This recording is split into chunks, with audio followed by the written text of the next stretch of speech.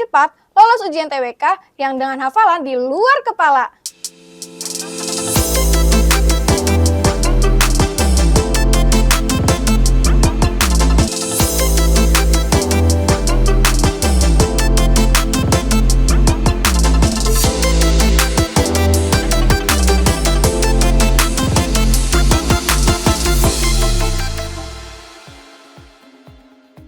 Assalamualaikum warahmatullahi wabarakatuh.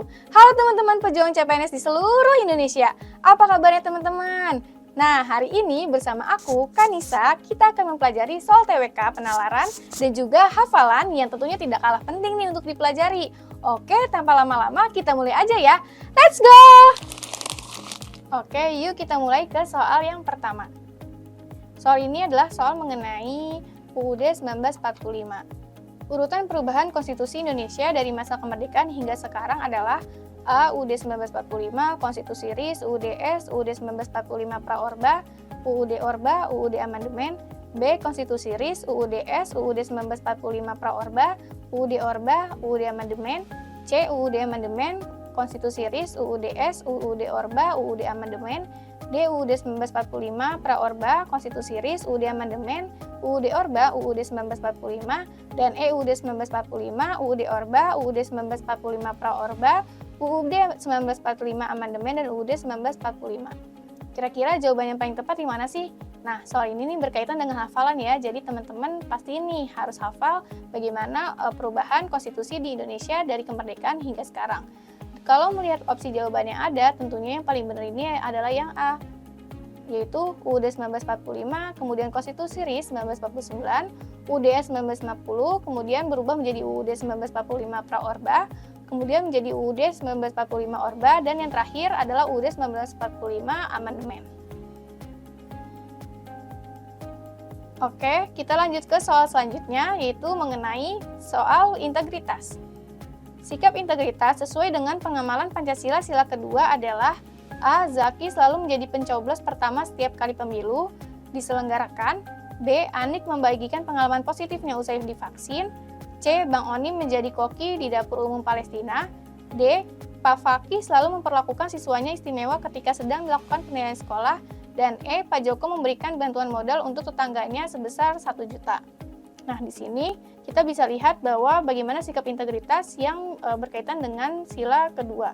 Dari opsi yang A, Zaki menjadi pencoblos pertama setiap kali pemilu. Nah, pemilu ini kan identiknya dengan sila keempat ya. Kemudian yang B, Anik membagikan pengalaman positifnya usai divaksin. Yang C, Bang Oni menjadi koki di dapur umum Palestina. Nah, ini kan kita memperlihatkan adanya sikap kemanusiaan ya.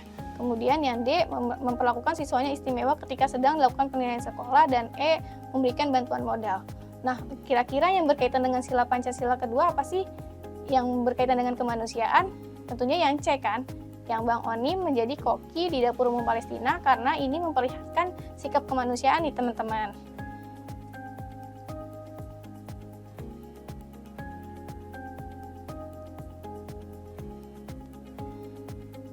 Oke, selanjutnya kita mulai ke soal yang nomor 3. Salah satu faktor yang menyebabkan menurunnya sikap bela negara pemuda Indonesia adalah pemahaman bela negara yang hanya dicerminkan dalam hal mengangkat senjata. Padahal, dalam kondisi seperti ini, bela negara dapat diwujudkan dalam beberapa hal.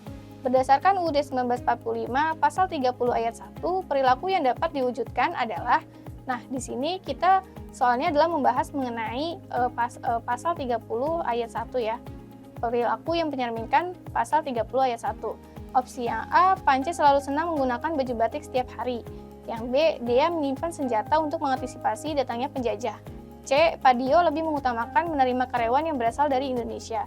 D, Luki mengikuti ekstrakurikuler pramuka di sekolah. Dan E, Uni mengikuti kursus batik di Solo.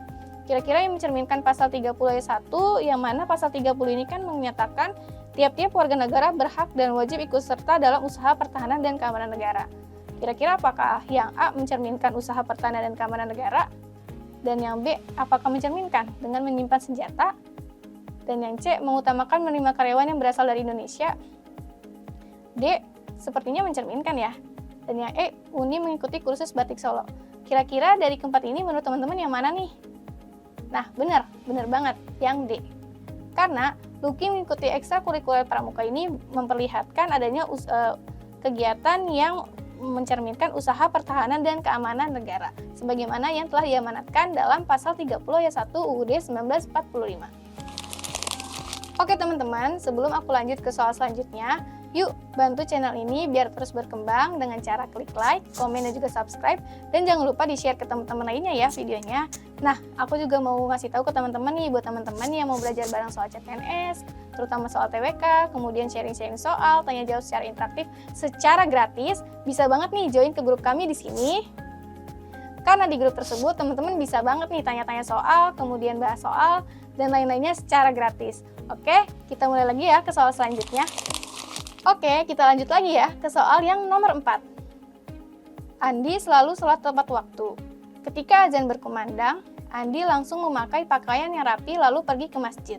Sikap yang ditunjukkan oleh Andi termasuk pengamalan sila dengan lambang A. Bintang, B. Rantai, C. Pohon beringin, D. Kepala banteng, dan E. Padi dan kapas. Nah, di sini kita harus pahamin dulu ya soalnya, di mana Andi ini kan selalu sholat tepat waktu. Nah, hal ini memperlihatkan sila yang keberapa sih kira-kira? Itu sila yang pertama kan, ketuhanan yang Maha Esa. Nah, ketuhanan yang Maha Esa ini adalah sila dengan lambang bintang. Sedangkan sila yang kedua adalah rantai, yaitu memperlihatkan kemanusiaan. Kemudian pohon beringin ini adalah persatuan Indonesia, kepala banteng sila kerakyatan, dan juga yang padi dan kapas itu adalah keadilan sosial bagi seluruh rakyat Indonesia. Nah, Andi selalu sholat tepat waktu ini lebih memperlihatkan sila yang mana? Sila yang pertama kan, ketuhanan yang Maha Esa, oleh karena itu termasuk dalam pengamalan sila dengan lambang bintang. Oke, kita masuk soal yang terakhir, yaitu tentang bahasa Indonesia. Penggunaan imbuhan yang tepat terdapat pada kalimat A. Para petembak telah bersiaga di balik bukit. B. Siapa penabur benih di udang tambak itu? C. Kedua peninju saling pukul dengan sengit. D. Siapa petendang adikku? Dan E. Kakaknya seorang pentari ternama. Oke, di sini kita mempelajari penggunaan imbuhan, di mana ada imbuhan ini, maka ketika kata dasar berawan huruf K, P, dan S, dan T yang memperoleh imbuhan P, sebagaimana yang ada di soal ini, di opsi jawaban, itu semestinya ada yang lebur ya, kata dasarnya. Dan di opsi jawaban, yang A, para petembak. Ini kan dia kata dasarnya tembak, dia semestinya jadi penembak ya. P-nya ini harusnya jadi N, penembak. Kemudian yang B, siapa penabur benih udang di tambak itu? Nah, ini benar ya, karena kata dasarnya itu adalah tabur ya, jadi penabur. Yang C juga salah, karena harusnya petinju. Yang D, petendang, ini harusnya penendang. Dan yang E, kakaknya adalah seorang pentari, harusnya penari. Ini harusnya lebur. Jadi jawaban yang tepat dari soal kelima ini adalah yang B, siapa penabur benih udang di tambak itu. Oke teman-teman, sekian pembahasan mengenai soal TWK hari ini. Dan untuk teman-teman, aku ingetin lagi nih, jangan lupa ya gabung ke grup kami di link berikut. Karena di grup tersebut, teman-teman bisa sharing soal CPNS bareng, tanya-tanya soal secara interaktif, tentunya secara gratis ya. Nah, aku juga doain biar teman-teman bisa lancar ngerjain soal CPNS-nya dan juga lolos di formasi yang teman-teman pilih. Amin. Oke, sampai jumpa teman-teman dan sampai jumpa di video selanjutnya. Dadah!